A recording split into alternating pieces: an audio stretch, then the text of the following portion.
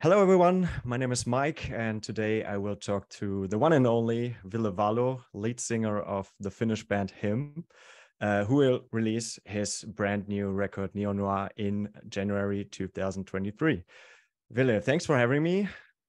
How are you doing? Likewise, I thought that I'm the guest to your show. So thanks for having me. It's an honor, a pleasure, and a privilege. Thank you. Thank you. So, as I said, your new record will be released very soon. How do you feel about being back on the big screen? I thought it would be like riding a bike, like relearning how to ride a bike, but It feels a bit weird. But to be honest with you, it's been 5 years since HIM broke up, and then we had COVID, the pandemic in between, and I did a project here in Finland with a band called Agents, sang in Finnish, this sort of the sort of music my parents were listening to back in the 70s, and very different from HIM. And so it's been a lot of twists and turns both on a personal level and then on a musical level. And I kept myself sane, or relatively sane, by working on Neon Noir during the pandemic. And it took me ages since I had to work by myself. I played all the instruments by myself and produced the whole thing. So it took me good 2.5 years to get everything done. And now I'm here, and now we're only a few weeks away from the album to be out and us starting touring. So it's quite exciting. We've been rehearsing a lot with the band I put together here in Helsinki, and it's sounding great. And it's sounding cool in a cool way. We have like a fresh take on the HIM songs as well, because we're playing a lot of that stuff. So a lot of twists and turns. But then again, I have been doing this for quite a while, so I think I think it will start to feel familiar very soon. I just read a few YouTube comments, one under your music video for Love Letting, and someone wrote something like, he's like a good friend you haven't seen in a long time, but he's finally coming home. Oh, lovely. That was probably my mom. It's a top comment. Lovely. That's splendid. Thanks, Mom. Yeah, it's likewise. There's going to be a lot of familiar faces, a lot of familiar venues, especially on tour. So a lot of clubs that I've seen many, many times over the years, and it seems it's quite weird because you can never take the interest of people for granted, and I got to be humble about it, because people have all sorts of different things to do in their lives than to follow Finnish brat singing about love and death, for decades in a row. So I'm really honored. I feel honored about the possibility. And then like the concerts in Germany, they sold out really quickly, which is quite amazing. And likewise in some places in the UK, for example, and in the States as well. So it's miraculous to come back after all this time, and actually that there are people who are still interested in what I do. Now the big step is to keep them interested, and that's easier said than done. So we're working our butts off to give everybody a good show next year, and then also to tour our butts off to make sure that hopefully everybody who wants to hear the new and the old stuff is able to do so. So what were your expectations towards everything that's happening? I mean, you have been in the business for quite a while, and I mean, there are a few people who know what you've done in the past and your name, but I mean, as you said, the shows, or many of the shows, have already been sold out. Is that something you were expecting? No, none whatsoever. No ideas at all, because I think at the end of the day, music should be instinctual, and when I start working on an album or on a song, it needs to be the whole center of my universe. Then I'm not thinking about touring, or I'm not thinking about how other people are going to like it, because you can't work like that. Otherwise, it'd be totally crazy. You have to love it yourself and to give it your all. And afterwards, feel like when you're wiping the sweat off your face, and after a few months' work or whatever it might be, then you're hoping for the best. I think that's the only true way, because at the end, to do music, to think in terms that you would start thinking about success before you've written a single note, to me, it sounds really backwards. I come from a sort of school of, I love Neil Young, for example, people who have long careers, who do their own thing, who can be pretty stubborn and not to play by the rules. I can appreciate it. So that's my angle towards all this. And and that's, I guess, that keeps me going. So I think music in itself is a way for me to understand the world around me, and also to work as a safety blanket in between me and the world. So it's a matter of survival, writing songs and performing. So it's always been really important since I was a very young kid when I started playing music. I think I'm able to communicate myself way better through music than via having a discussion or any other way, really. So that's why it is like, it's not a crutch. It is me, you know. It's a huge part of who I am, and for better or for worse, you know. I can't change it anymore. I'm way too old for that. So Neon Noir, it really has this 80s wavy vibe to me. Still feels like you, like him. It's not that far away, I think. What has been the main influence on you on this record? Well, I think maybe the biggest influence is the lack of influence by the band members in the band HIM. Okay. Because I wrote most of the songs for him anyway. And I'm the guy who loved all the goth rock and the sort of new wavy stuff, the 80s, The Cure and Chameleons and the Sisters of Mercy and all that. Plus, I grew up with, before that time, you know, I got into those bands a bit later when I was in my teens or something. So I grew up listening to Nick Kershaw and Duran Duran and Madonna and Michael Jackson and then a bit of Kiss and Iron Maiden and all that stuff. That was what rocked my boat in the 80s. So I thought that it makes all the sense in the world to pay homage to my idols via music. That's what we always did with him, especially showing off our appreciation towards Black Sabbath and Type O Negative and all that stuff. So I thought there was no compromises that needed to be made. And then again, I still do love music where you have these two elements juxtaposed, you know, like this yin and yang. Play around with something that might be more tender, with something that feels a bit more harsh or dark. And I think dancing on that razor's edge is very important. If it's one or the other, it's not good for me. I like, you know, if the music I make could be a film, I'm hoping that would be Blade Runner, a film with so many different genres coming together. I'm not saying that it is as good, but maybe one day. But sort of, you know, having a bit of film noir coming together with sci-fi, coming together with 80s, with the neon things and all that, and then a little romance, a little surreal, dreamlike sequences as well. That covers my album quite well, actually, to be honest with you. And I'll always love Twin Peaks, and I grew up with that stuff in the 80s, with the David Lynch movies and the TV series back then. I love stuff that is seemingly normal, but that is kind of like twisted. It's kind of messed up in a beautiful way, and that's how I like my music too. I've been calling the new album, you know, what on a larger scale, what I've been trying to do is to find a sweet spot between Black Sabbath and Depeche Mode. And I'm not necessarily talking about particular songs by either artist. I'm talking about the whole vibe. Those two artists are very important to me, musically speaking, and the way I've learned how to write songs and play music and all that.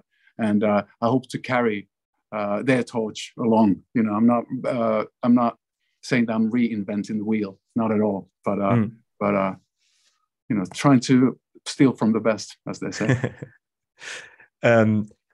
What I really think is super interesting is that at the moment there's a lot of throwback 80s vibe, retro stuff going on with Stranger Things, and even like the huge artists like The Weeknd, and everyone is throwing around these synth wave stuff and everything.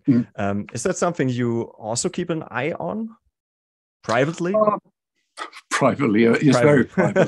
So privately, I can't tell you about it. But no, I don't listen to pop music that much, to be honest with you. When the sort of like pre-synth wave with when after Daft Punk's first albums came out, like Alain Baraxe and Lifelike, the French and Belgian sort of DJs and remixes, when they started taking music into a more 80s vibe, I was listening to that stuff and go to clubs as well. You know, I'm an 80s kid, but then at the end of the day, I think all the synthwave stuff is pretty interesting because it is not like the 80s at all. You know, if you put an 80s song next to it, you know, Ultravox or Nick Kershaw, whatever, it was very different.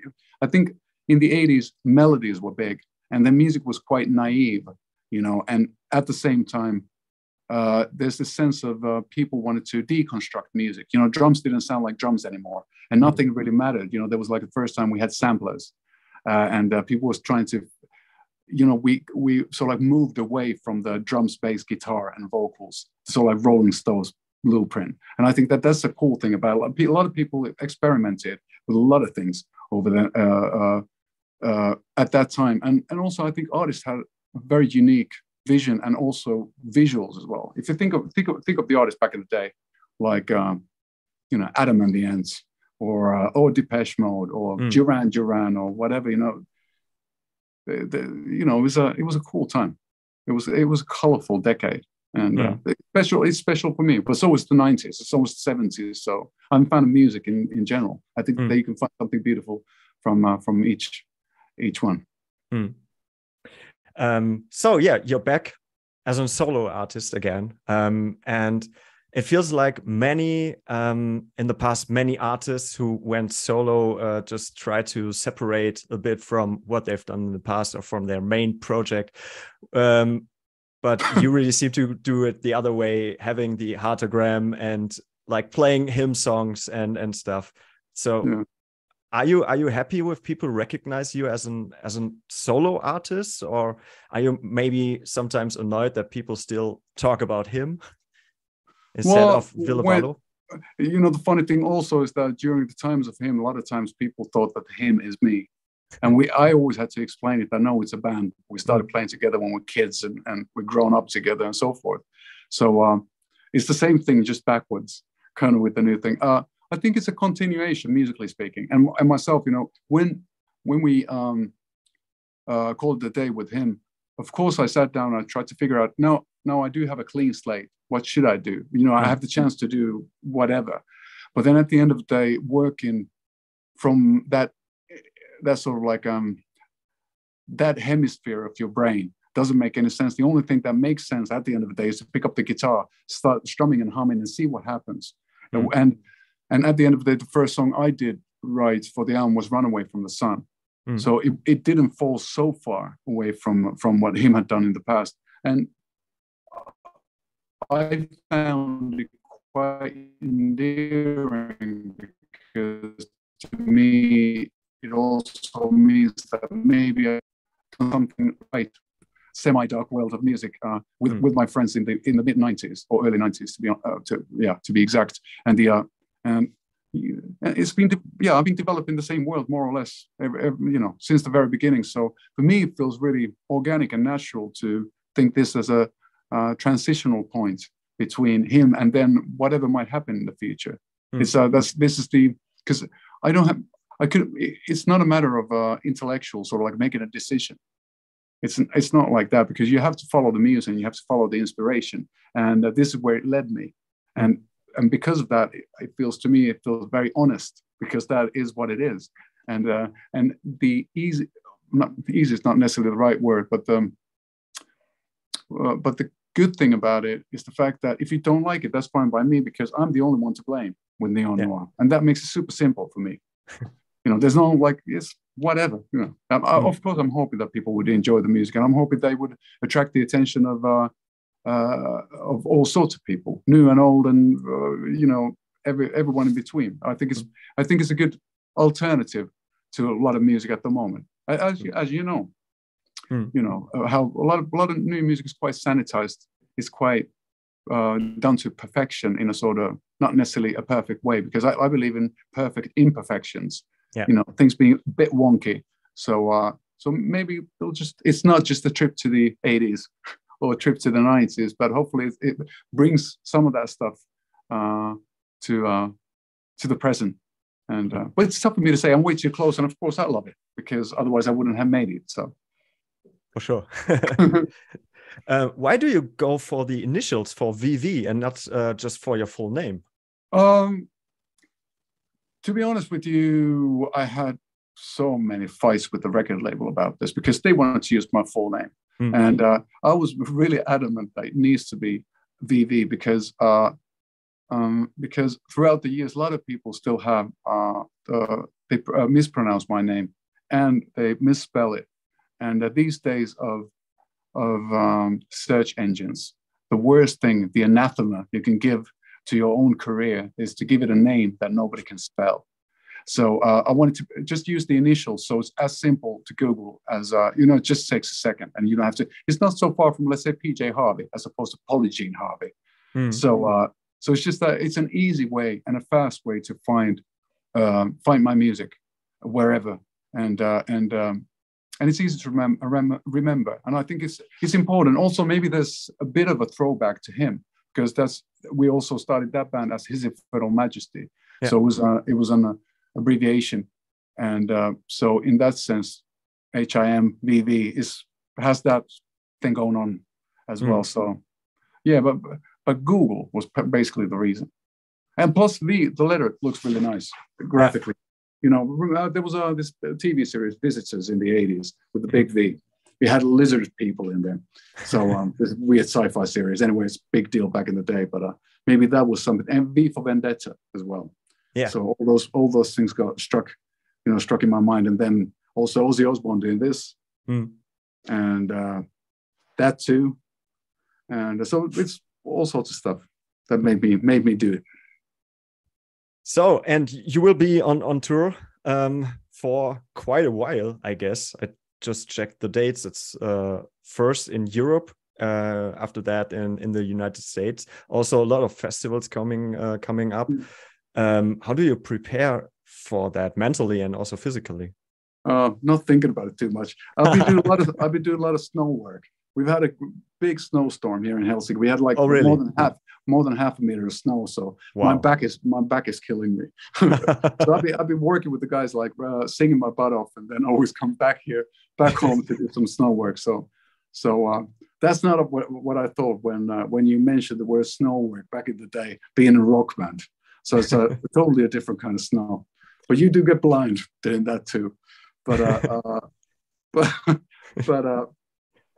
where were we thinking about the tour and getting ready for it? Well, doing exactly that, singing. The best thing for your voice is to sing. If you're a singer, it's good to keep on singing. And the worst you can do is to not sing. So yeah, do my laundry. It's the usual stuff. So like I've been touring quite a many years and many times with him in the past. So I know I've learned the ropes along the way. But yeah, it is exciting, and I do already have sort of little butterflies in my tummy. It is a positive sort of nervousness, and I think the best way to go about it is to know the songs, and then just go with the flow. Because the better you know the songs, then you can just lose yourself in a moment, and that's what a good rock gig is all about. And we're hoping to continue the tour even longer. So they will hopefully and probably will. There'll be announced new festivals for the summer, and hopefully there's a chance for us to fly over to South America and Australia and Japan and stuff like that. That'd be fantastic, and we're working on it. And there's also there's no dates in Scandinavia, so we're hoping to play Sweden and Norway and Denmark as well. So there's a lot going on next year, and the best thing is not to overthink. And not to think about it too much, because at least for me, it easily becomes overwhelming. Like start panicking about it and hyperventilating. So it's one thing at a time, one song at a time. That's sort of like focus on the matter at hand, and forget about the rest. That's a good advice. Is there anyone you're looking forward to meet? I mean, you will be playing like the Sick New World Festival with all these, let's say, new metal 2000s rock bands and stuff. That's kind of cool festival, though. Yeah. There's like the Sisters of Mercy are playing there, and there's like Killing Joke, and there's a lot of London After Midnight, a goth band from Los Angeles, and come whatever may. I think the best meetings happen by accident. You bump into somebody at a dressing room area and throw their cup of coffee on the floor, and that's usually the start of a great friendship. So it's a lot of times when touring, it's so busy, you really don't have the time to meet people. But sure, I'm keeping my fingers crossed. I'm actually, to be honest with you, let's say regarding that festival, I'm hoping to see some of the gigs. So I'll be like, I think I'm not the only artist who's thinking that trying to figure out at what time I'm playing so I can figure out who I get to see. And if I can change my own set so I can see somebody else. So it's and it's interesting. It's in Vegas. The festivals in States are a bit different from the ones in Europe. They usually they have a lot of amphitheaters and the venues are a bit different. Not a lot of parks. So the vibe is a bit different. I'm quite excited. We didn't do many of them with him. We did a couple of tours with we did a tour with Linkin Park called Project Revolution and with a lot of other bands back in the day. But this, so meaning that I'm still an old dog, but there's still a lot of new tricks to be learned, you know, and that's the cool thing about it, to be sort of excited about what 2023 might bring along. Awesome. Yeah, Ville, it was super. It was a pleasure to meet, to talk to you. I wish you all the best for the release, for the tour. Maybe see you at Rock am Ring or something like that. Would be awesome. Yeah. All right, take it easy. Yeah. Bye-bye. Bye.